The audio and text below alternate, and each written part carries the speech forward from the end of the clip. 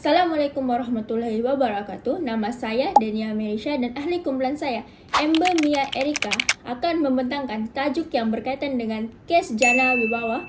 Skandal Jana Wibawa, dakwaan menerima rasuah terhadap Tan Sri Muhyiddin Yassin.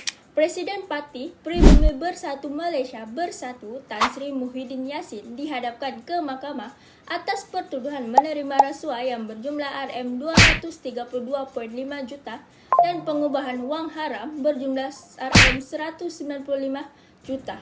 Marilah kita lihat perjalanan kes Jana Wibawa Tan Sri Muhyiddin Yassin.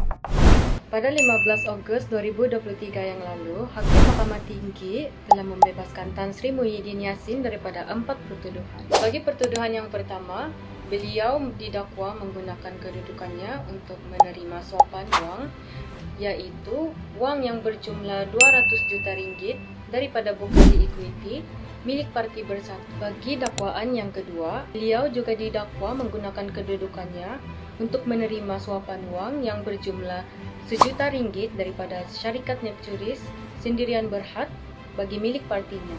Bagi pertuduhan yang ketiga, beliau juga didakwa menggunakan duit suapan yaitu wang yang berjumlah RM19.500.000 daripada syarikat Makor Sendirian Berhad bagi milik partinya. Dakwaan yang keempat ialah beliau didakwa menggunakan kedudukannya untuk menerima rasuah yaitu wang yang berjumlah 12 juta bagi milik partinya daripada Asman Yusof. Faktor-faktor berlakunya kesalahan adalah penyalahgunaan kuasa. Contoh, seorang pegawai menggunakan jabatannya untuk meluluskan proyek kepada syarikat milik ahli keluarganya tanpa mengikut prosedur yang betul. Yang kedua adalah kurangnya integriti. Contohnya, seorang pekerja menerima wang rasuah untuk menutup kesalahan atau meluluskan sesuatu urusan walaupun tidak memenuhi syarat. Yang ketiga, amat dan kepentingan diri. Contohnya, individu sanggup menerima suapan kerana ingin hidup mewah dengan cepat, seperti membeli kereta mahal atau barangan mewah.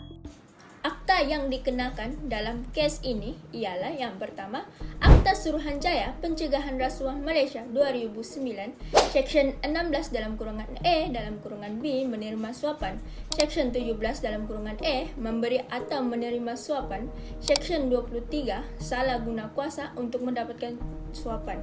Dalam kes ini, Muhyiddin didakwa menggunakan kedudukan untuk mendapatkan dana bagi parti politik. Yang kedua, Akta Pencegahan Pengubahan Wang Haram 2001 (AMLA). Dalam akta ini digunakan untuk pertuduhan berkaitan pengubahan wang haram, melibatkan wang yang didakwa berasal daripada aktiviti tidak sah. Seperti yang kita tahu, kes Jana Wibawa ini telah menyebabkan implikasi terhadap 3 pihak, iaitu politik, ekonomi dan juga sosial di Malaysia. Kes Jana Wibawa ini telah menjejaskan reputasi seseorang pemimpin dan parti politik menjadi lebih berdasarkan persepsi. Kes ini telah menyebabkan dana kerajaan tidak dapat digunakan secara efisien. Seterusnya, keyakinan pelabur akan semakin merosot terhadap negara. Rakyat sudah tentu akan merasa marah, kecewa dan hilang kepercayaan terhadap pemimpin. Contohnya, generasi zaman kini akan meremeh-temehkan politik. Seterusnya, apakah langkah-langkah untuk mengatasi isu integriti dan rasuah dalam kes ini? Langkah pertama adalah untuk memastikan keterisian dana politik. Kita perlu segera mengerusakan akta pendanaan politik supaya segala sumbangan yang diterima oleh parti politik dapat dipantau dan tidak disalahgunakan sebagai bayaran tersembunyi untuk mendapatkan kontrak kerajaan. Ini penting untuk menjamin proses politik yang bersih dan adil.